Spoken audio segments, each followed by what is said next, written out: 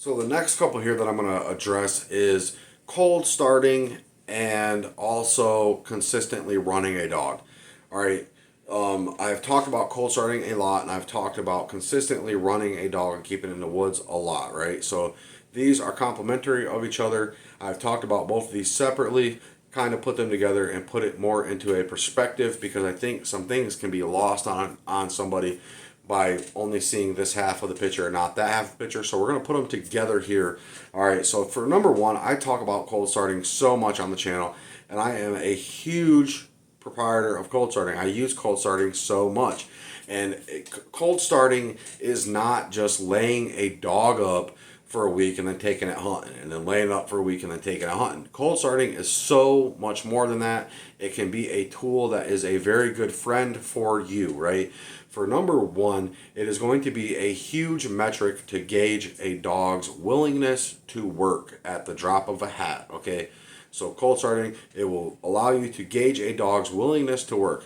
Another thing that cold starting will do is allow you to discover the amount of retention, of memory retention that dog has. How much does he remember from the last training session? I cold started him, I trained on him, I cold started him a week later, he remembered XYZ. He needs to do it again. So cold starting a dog will show you exactly where that dog's at, right? So willingness to work shows you exactly where the dog is at. Another thing that cold starting will allow you to do is gauge the condition of your dog. Is my dog out of shape? Is my dog in shape? How long from a standstill position, couch potato situation can my dog get up and go run, and how many trees can I get out of a dog that has been laid up? This will give you the baseline information on how athletic your dog actually is, okay? Another thing that cold starting does, it allows you to build pent up energy, okay? So I've talked about using pent up energy on the channel before. Cold starting a dog allows you to save on that energy and get it to possibly shine through in an explosive burst when you cut the dog for your cold start, right? So if we pair up a dog that has a real readiness to work, it's had a lot of pent up energy, it has a high memory retention, and it is in fairly decent shape, and we cold start that dog, we are going to get really good results, right? Or on the other hand of that, we fell short in any of those categories. We can say, okay, well, we need to fix his feed. Okay, we need to adjust this. Okay, he's looking like he needs water really fast. Maybe we need to up his water intake. It gives us a huge metric of multiple magnitudes to judge a dog off of cold starting. Do we need to permanently cold start a dog over and over and over and over again? Absolutely not. Cold starting a dog, hunting them for a few days, putting them up for a few days, and then cold starting them again is a kind of good way to keep a good ebb and flow and a good balance and a good ritual in that dog that isn't too extraneous of taking the bucket over to the other side of things.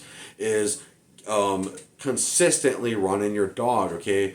So consistently running a dog, number one, what it will do is the longer that you run your dog, the more nights that you run your dog, the more frequently that you run your dog, number one, the more ran down your dog is going to get. But on the other side of that, there is going to be a threshold in that consistent running to where your dog is getting maximum benefit for conditioning, for experience, for whatever you want to say. There's so many facets in running a dog consistently, repeatedly, long periods of time, over and over again, night after night. It gets you there, right? It gets things hammered out in a way that other things just cannot get hammered out. And these two things cannot coexist, because if we are consistently running a dog, at some point in time, we are going to take that dog and we are going to put it up. And when we bring that dog back out, it has been cold started. So whether you think that cold starting is a tactic that you don't want to use, or a tactic that you don't want to be having anything a part of, if you've ever put your dog up for more than a few days and you bring it back out, you've cold started that dog, right? Cold starting is just a term that I coined and called it that, right? We can use it to our benefit. We can use it to recoup our dog after consistent running, and then bringing a dog back out. There's so many things that we can do between consistently running a dog and cold starting a dog that it really just gets you a big picture idea. And that is kind of the whole point of sitting down and talking about all this stuff, is to zoom out and get a bigger picture idea on these things, so we can kind of look over and go, I might have missed that thought. I might not have looked at it this way. This thought is of benefit to me. I will implement this, right? So there's a lot of benefits to all of this stuff. And so the next one here is kind of going to lend its hand to all the rest that I've talked about so far in this video, and that is gauging your hound, okay? We have to be able to gauge a dog.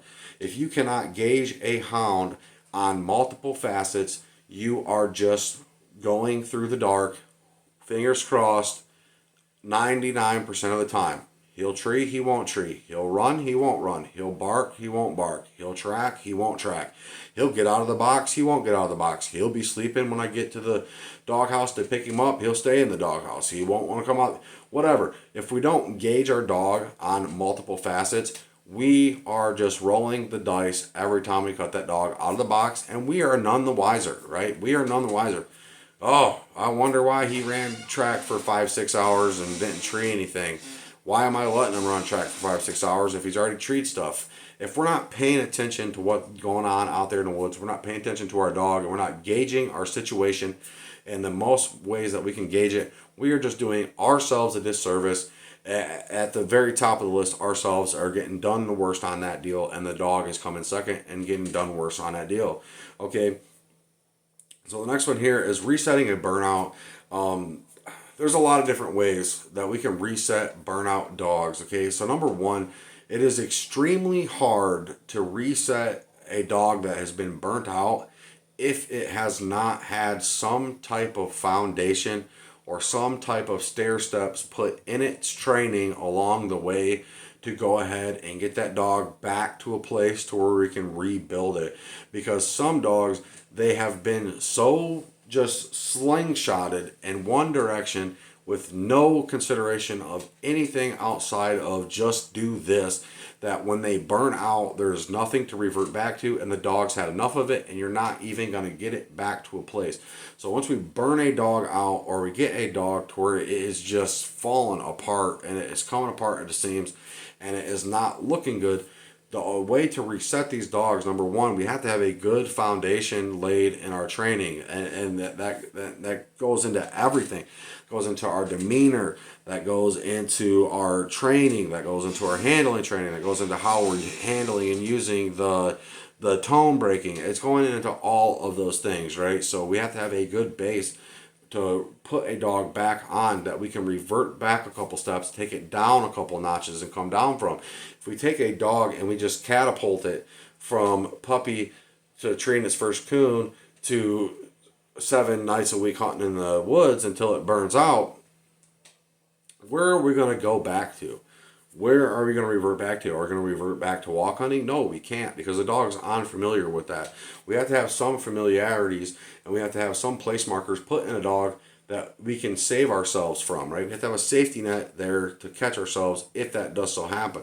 And then the other side of this thing is going to be just laying a dog up, letting it just relax and take a load off and just get its mind off of things, and let it just take a good long break and forget about things, and then bring it back out and try it, and not bring it back out under the same pressure that it was when we put it up, right? So that is another very good thing to do there. All right, so the next couple things here that I kind of wanted to talk about is, let's see, staying on track, okay?